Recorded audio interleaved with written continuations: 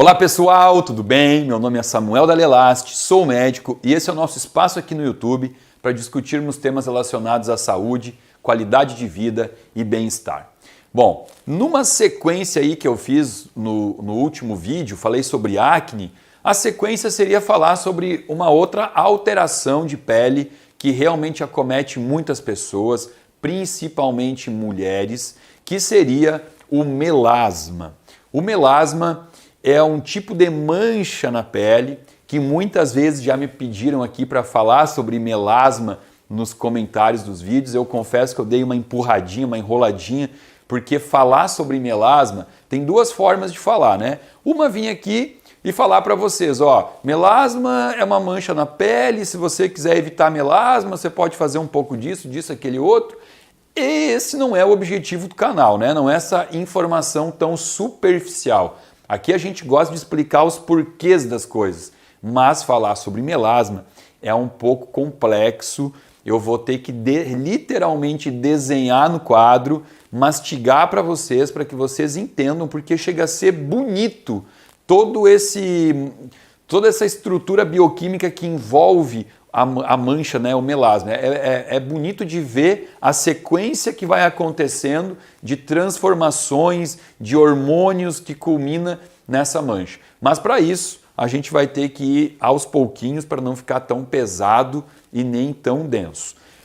Para começar a falar de melasma, eu preciso desenhar para vocês aqui uma estrutura para que vocês entendam um pouco de como funciona abaixo do que a gente não está conseguindo ver, né? Imagina isso aqui como a camada da pele e abaixo da nossa pele existem estruturas, né? Aqui seria, no caso, a epiderme e abaixo da epiderme eu vou desenhar aqui para que vocês possam usar a imaginação e a criatividade para entender o que a gente realmente só conseguiria ver a nível microscópico, só com microscópio para enxergar o que eu vou desenhar aqui, tá bem?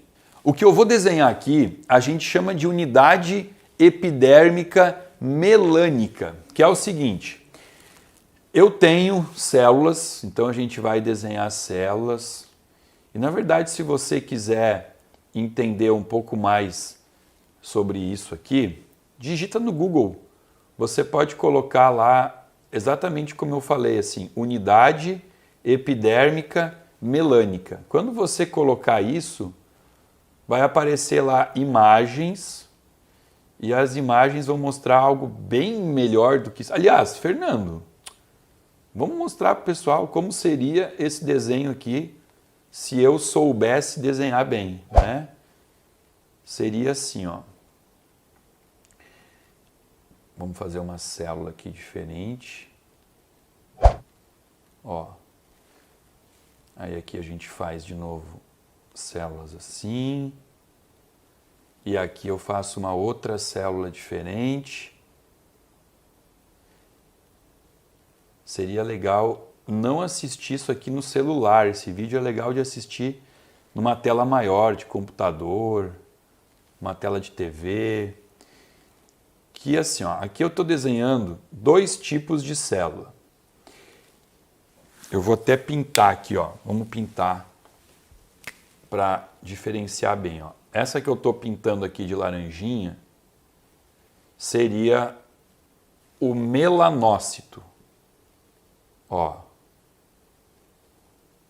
Tá? Então aqui eu desenhei duas células um pouco diferentes que a gente vai chamar de melanócito. Melanócito. Essa aqui também, ó.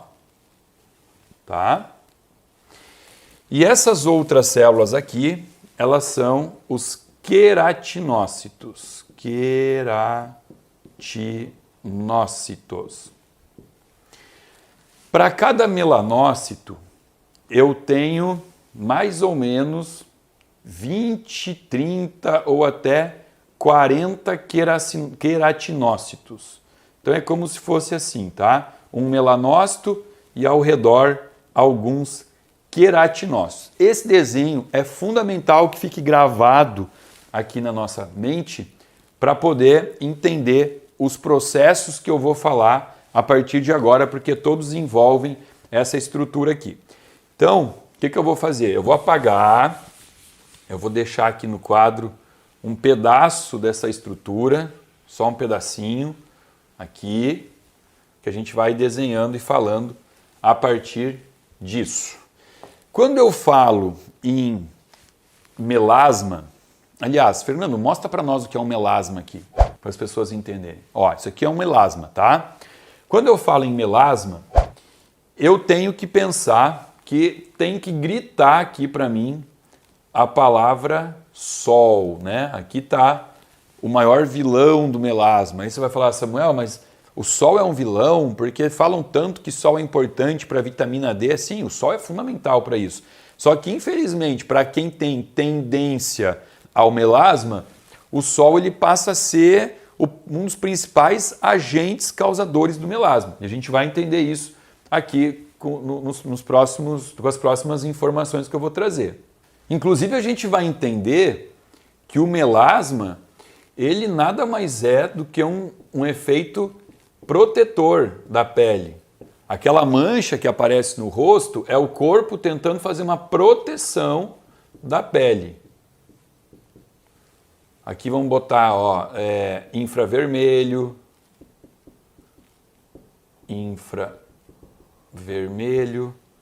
UVB, UVA, né? Tudo que vai fazer com que a pele tenha que se defender, fazendo com que apareçam essas manchas.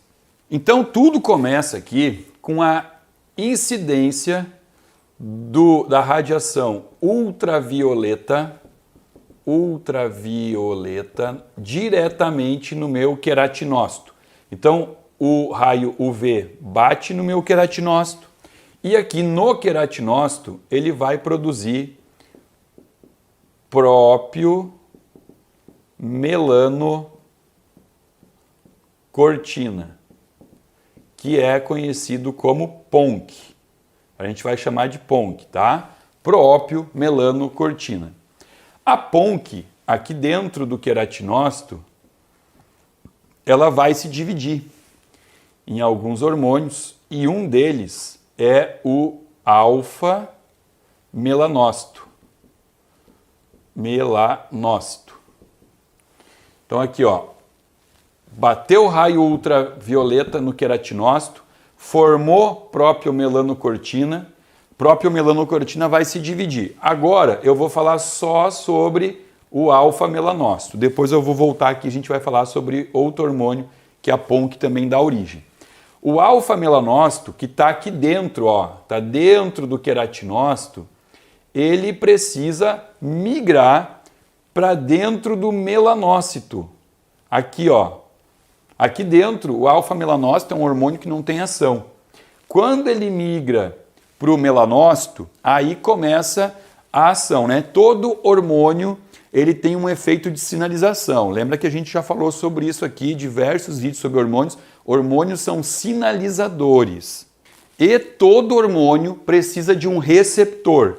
Então, o receptor do alfa-melanócito, aqui dentro do melanócito, é o receptor MC1R. Receptor melanocortino 1. Tá? A gente tem outros receptores melanocortinos no corpo, inclusive no cérebro tem o receptor melanocortino 3. Tá? Aqui dentro do melanócito, vamos até fazer maior aqui, vamos desenhar um melanócito aqui. E aí aqui estava uma célula do queratinócito, né? Então, o alfa-melanócito foi do queratinócito para dentro do melanócito. Aqui dentro tem um receptor MC1R, receptor melanocortino 1, que vai fazer com que aqui dentro do melanócito eu tenha uma transformação aqui. O meu ATP ele vai aumentar a via da AMP cíclico. A via da AMP cíclico. Então, olha só, tá ficando complicado, mas é o seguinte, vamos de novo. Raio ultravioleta bateu no queratinócito, queratinócito estimulou propiomelanocortina, que é a PONC. A PONC aqui dentro começou a se dividir em hormônios, um deles é o alfa-melanócito, que migrou para dentro desse melanócito aqui, que está rodeado de queratinócitos ao redor. E aqui dentro, quando o melanócito encontrou o receptor MC1R, ele fez com que o ATP aumentasse aqui o nível de AMP cíclico. O AMP cíclico, que está aqui dentro, vai aumentar o MIT-F, que é o fator de transcrição associado à microftalmia. E o MIT-F, por sua vez, a aumentação de uma enzima chamada tirosinase. O que a enzima tirosinase faz? Ó, terminou em ase, é uma enzima. A tirosinase é que transforma o aminoácido L-tirosina no aminoácido. Transforma o aminoácido L-tirosina em melanina, que a melanina é justamente quem dá o pigmento para a pele, né? É a melanina que faz a pele ficar mais escura. Então vocês viram essa cascata toda acontecendo para que no final, então, eu tenha a ação de uma enzima transformando tirosina em melanina. Aqui eu tenho a melanina, que é a eumelanina, dois tipos de melanina, eumelanina e a felmelanina, felmelanina. Qual a diferença aqui? A eumelanina, ela dá um pigmento mais amarelado. Vamos botar um sinal de menos aqui, porque ela não deixa a pele tão escura. A felmelanina, ela dá uma pigmentação mais escura, mais preta mesmo, tá? Então, ó, importante entender isso aqui, que eu sei que ficou complicado, por isso que eu vou revisar com vocês. Olha aqui, ó. Bateu raio ultravioleta na pele, estimulou a PONC dentro do queratinócito, a PONC se dividiu em alguns hormônios, um deles é o alfa-melanócito. O alfa-melanócito migrou para dentro da célula chamada melanócito. Aqui dentro se ligou ao receptor MC1R. Esse receptor MC1R fez aqui a ativação do AMP cíclico pela via do ATP, né? ATP, adenosina trifosfato. O AMP cíclico aqui estimulou o MITF para fazer com que a enzima tirosinase começasse a trabalhar e começasse então a produzir melanina a partir da tirosina. Ok? Até aqui tudo certo. Agora vamos dar sequência para entender o que interfere nessa via aqui, o que pode interferir de forma positiva ou de forma negativa. Bom, aí eu comecei o vídeo falando que é mais comum em mulheres o melasma. Por quê? Porque o estrogênio, ele tem uma ação aqui direta, ó. O estrogênio, vamos escrever aqui, estrogênio, ele vem e estimula direto essa via aqui, ó, da ATP para AMP cíclico. Então não precisou de ultravioleta, não precisou de PONC, não precisou de alfa-melanócito. Então assim, por que mulheres que tomam pílula anticoncepcional têm mais tendência a melasma? Acabamos de entender por quê.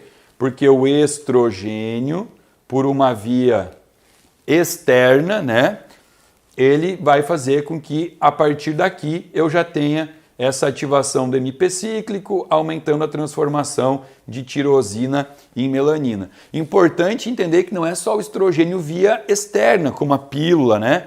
Ou como outros hormônios, outros métodos contraceptivos hormonais, por exemplo, anel vaginal, né? Não é só assim. A própria paciente, se tiver uma disfunção onde ela mesma produza excesso de estrogênio no corpo, alguma disfunção hormonal, alguma doença hormonal, ela também vai ter essa ativação aqui, gerando melasma, sem estar usando pílula.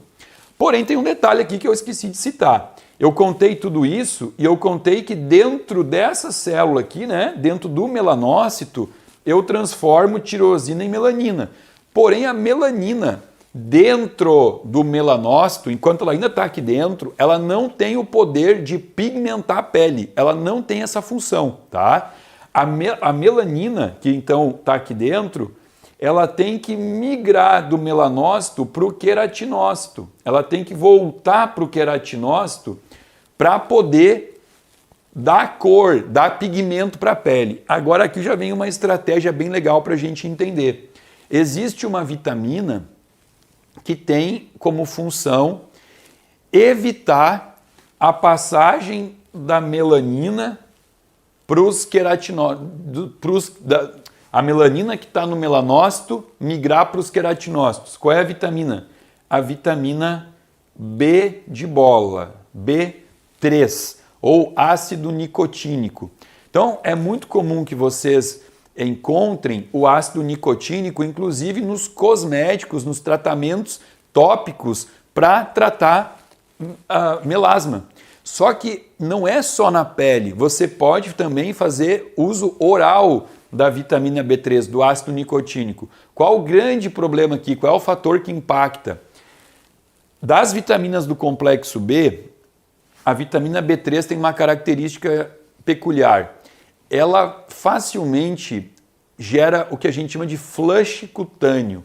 O paciente toma a vitamina B3 e começa a fazer uma mancha de pele vermelha, avermelhada, geralmente na região da face, pode também dar no corpo todo, pode espalhar no corpo todo e dá uma sensação de queimação, de calor. Claro que dura muito pouco, isso não passa de 1 hora, é uma reação imediata logo após tomar a vitamina B3 e esse flush faz com que muitas vezes a gente tenha um pouco de receio de prescrever vitamina B3 em altas doses, né?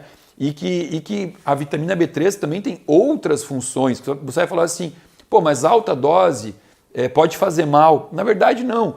Por muito tempo, décadas atrás, se utilizava a vitamina B3 em alta dose para aumentar o HDL, que é o colesterol bom, porque a vitamina B3 também tem essa função de aumentar o HDL. Então, se tentava dar altas doses de vitamina B3 para os pacientes aumentar o HDL e a gente via que nem todos toleravam. Alguns ficavam com essa sensação de calor, esse flush cutâneo, que fez com que caísse em desuso o uso da vitamina B3 para isso, né? Então hoje a gente acaba não prescrevendo mais por conta desse efeito adverso. A vitamina B3 também está associado diretamente no ciclo de produção de serotonina, né? Aumento de serotonina, sensação de bem-estar, felicidade, é importante. Então, trabalhar com doses baixinhas da vitamina B3 é seguro e a gente pode dar isso para paciente para evitar essa saída da melanina para os queratinócitos, tá? Mas depois a gente vai falar mais sobre tratamento. Eu só fiz esse comentário agora para não interromper a nossa linha de raciocínio, tá bem? Bom, continuando a falar de outros fatores que não são a radiação ultravioleta, que não é o estrogênio, vamos falar aqui sobre, então, alguns fatores estressores ao corpo. Vamos botar aqui, ó, parasitas intestinais, né? Parasitas, câncer, o próprio uso de anticoncepcional oral, doenças do fígado, vamos escrever assim, hepatopatias, né? Doenças do fígado, vão fazer com que eu tenha uma situação de estresse ao corpo. E quando eu falo estresse, a gente fala em cortisol. Quando o corpo se estressa, ele produz mais cortisol. Como que é a produção de cortisol? Vamos desenhar aqui assim, ó. Aqui na minha cabeça eu tenho uma glândula chamada hipófise, que é uma glândula assim, e a hipófise ela vai produzir um hormônio chamado ACTH, hormônio adrenocorticotrófico, que é um hormônio de estímulo de produção de cortisol. E aí esse hormônio vai migrar. Aqui eu tenho um rim, o outro rim, e em cima dos rins eu tenho as adrenais ou suprarrenais. E o ACTH, então, ele vai migrar aqui para as adrenais e vai estimular a liberação do cortisol. Então, sempre que eu tenho um estímulo estressor, eu tenho um aumento do ACTH na hipófise. Porém, tem um detalhe que eu nunca falei aqui, né? Sempre que eu falei de cortisol, eu falei em hipófise e falei em ACTH hipofisário. Olha que legal.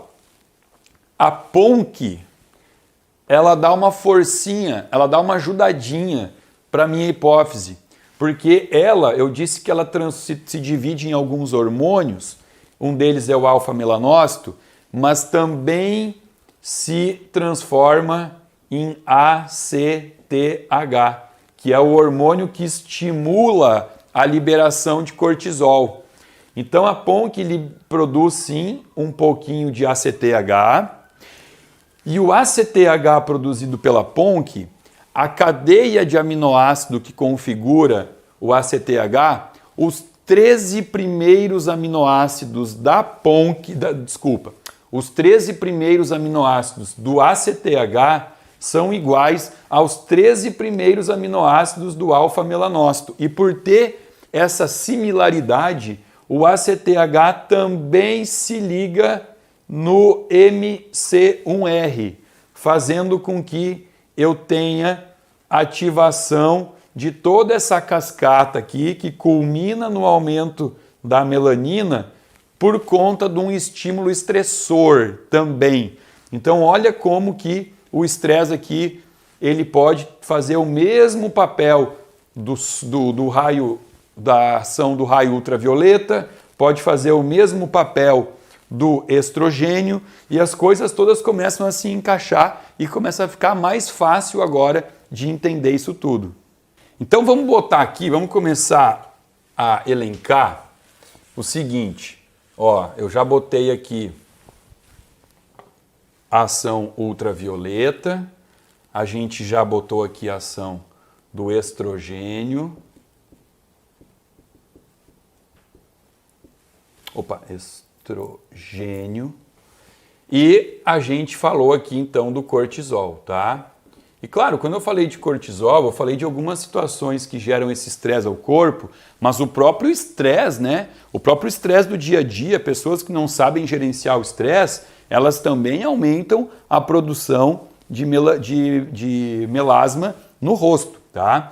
E agora a gente vai colocar aqui o açúcar. Eu vou escrever açúcar, mas assim, ó, entendam, dieta hiperglicídica, que pode até não ter açúcar, mas tem farinha branca, né, tem excesso de fruta, tem banana com mel, tudo que eleva a glicose no corpo, não necessariamente pela via do açúcar, vai gerar o que a gente chama de glicação. Glicação é uma palavra que eu tenho certeza que vocês já ouviram, porque vocês já fizeram um exame chamado hemoglobina glicada, né? Então, glicação. O que é glicação? Aumentou o açúcar, eu vou começar a glicar algumas células, tá? E isso é importante entender que é a nível corporal total, né? Eu começo a glicar células do cérebro, células do sangue, né? Que seria a hemoglobina, eu glico a albumina, que seria a frutosamina, eu vou glicando.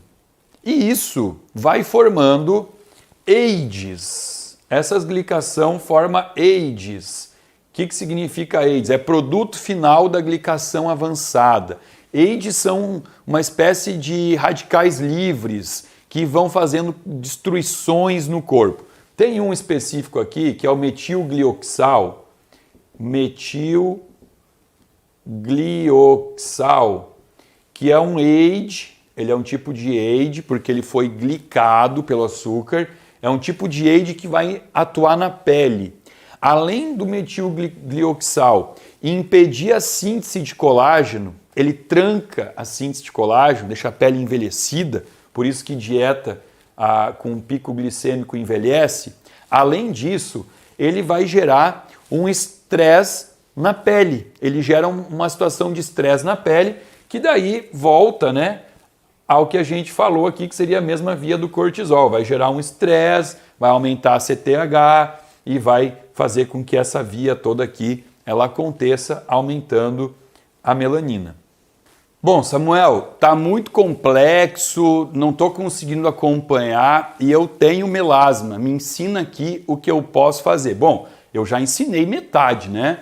Parar de comer açúcar, gerenciar o próprio estresse, utilizar filtro solar. E aqui aí entra um problema, né? Porque filtro solar, por muito tempo, os produtos que eram disponíveis no mercado, eles carregavam um excesso de disruptor endócrino, tinha até hormônio nesses filtros solares. Hoje isso vem sendo cada vez mais estudado, as pessoas têm mais informação, os próprios fabricantes estão cuidando para não colocar porcaria nesse filtro solar. Porém, existe a possibilidade de você manipular um filtro solar limpo, puro, que não tenha parabeno, que não tenha esses disruptores endócrinos. Então você pega, procura. Hoje tem vários dermatologistas no Brasil que seguem uma linha mais integrativa, né? Aquela coisa assim, não pensando só na pele, pensando no corpo como um todo, pensando em como prescrever um filtro solar, um protetor solar que realmente não tem ali aditivos que possam causar alguns problemas em outros locais do corpo. E aí você procura um dermatologista desses para que ele possa passar para você um protetor, porque não tem como pensar em melasma e não pensar em proteção. Tem que ter, de 3 em 3 horas, tem que estar renovando esse filtro solar, esse protetor solar que você utiliza. E é claro que esse profissional, ele já tem o conhecimento, né, para saber que eu não posso pensar só no fator FPS, porque quando você olha lá o filtro solar, ele tem um FPS 20, 40, 60. Eu preciso também bloquear o ultravioleta tipo A, né? O raio ultravioleta A. Então aqui eu tenho que usar o PPD. Eu tenho que ter FPS e PPD. Sempre numa relação de 3 para 1. Então, por exemplo, assim, se aqui o meu FPS é 30, eu vou ter um PPD de 10. Se eu tenho um FPS de 45, um PPD de 15. Essa é a relação mais certa a utilizar num filtro solar para prevenção de melasma. Bom, existem filtros solares, existem fotoprotetores orais. Isso já tem algum tempo que é utilizado e realmente funciona, mas não exclui a necessidade de ter que passar um creminho no rosto, um fotoprotetor tópico. Mas existem alguns fotoprotetores orais, fotoproteção oral. Um deles aqui é o Oli-Olá, que é extraído da oliveira.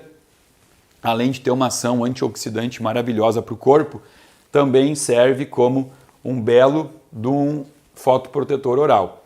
Eu tenho aqui o Pycnogenol. Pycnogenol é maravilhoso para tratar melasma. A gente usa isso numa fórmula combinada, né? Dá para colocar junto com a vitamina B3, dá para misturar aqui e colocar junto com o Oli-Olá.